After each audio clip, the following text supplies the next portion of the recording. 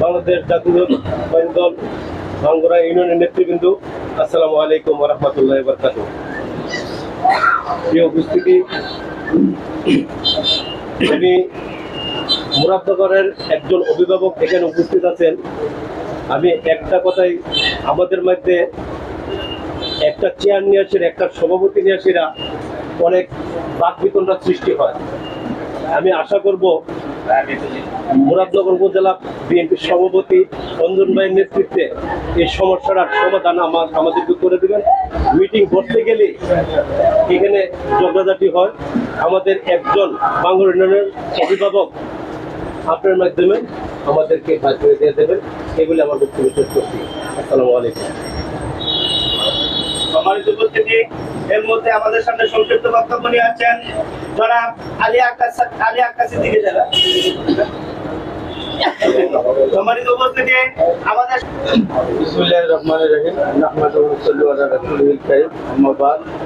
উপস্থিত ৬ নং ভাঙ্গুড়া ইউনিয়ন বাংলাদেশ জাতীয়তাবাদী দল বিএনপিও তার অঙ্গ সহ উদ্যোগী সংগঠনের উদ্যোগে আজকের এই পরামর্শ সভার সম্মানিত সভাপতি জনাব শহীদ ব্যাপারী সাহেব, উপস্থিত আছেন আমাদের মুরাদনগর উপজেলা সম্মানিত দক্ষ এবং অভিজ্ঞ আহ্বায়ক জনাব মহিউদ্দিন রঞ্জন ভাই, উপস্থিত আছেন মুরাদনগর উপজেলা যুবদলের সম্মানিত আহ্বায়ক জনাব সোহেল চমৎ ভাই, উপস্থিত আছেন মুরাদনগর উপজেলা বিএনপির যুগ্ম আহ্বায়ক জনাব জহুরুল ইসলাম সিদ্দিকী, উপস্থিত আছেন আমার ৬ নং ভাঙ্গুড়া তথা বিভিন্ন সংগঠনের সম্মানিত নেতৃবৃন্দ।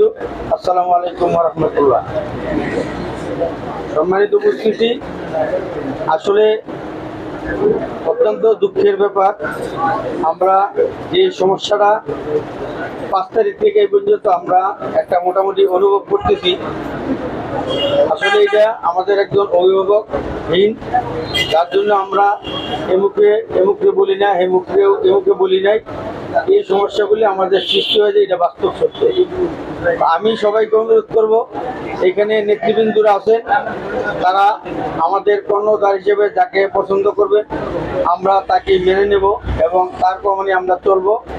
আর বিশেষ করে আমরা আজকে যাদের প্রাণের বিনিময়ে আমরা এই পরিবেশ পাইলাম, তাদের মধ্যে আজকে অনেকেই জীবন দিছে, অনেকেই পঙ্গুত্ব বরণ করেছে। আমার একটা অনুরোধ থাকবে, আমাদের বিএনপি এবং বাংলাদেশ জাতীয়তাবাদী দলের যারা সৈনিক আছেন, আমাদের প্রিয় নেতা আলহাজ কাজী শাহ মোফাজ্জল হোসেন সাহেবকে যারা ভালোবাসেন, আমার একটা বিশেষ অনুরোধ, আমরা একে অপরের পিছনে না লেগে আমরা একে অপরের ভাই ভাই হিসেবে আগামী সামনে নির্বাচন আসতেছে, আমরা যাতে আমার দাদাকে বিজয়ী করার জন্য আমরা আমাদের ভেদাভেদ ভুলে গিয়ে একসাথে এক মনে সাধারণ মানুষের সাথে আমরা কাজ করব, এই প্রতিজ্ঞাটুকু আমরা আজকে করব। পরিশেষে সবাইকে ধন্যবাদ জানিয়ে আমি আমার সংক্ষিপ্ত বক্তব্য শেষ করছি। আসসালামু আলাইকুম ওয়া রাহমাতুল্লাহ।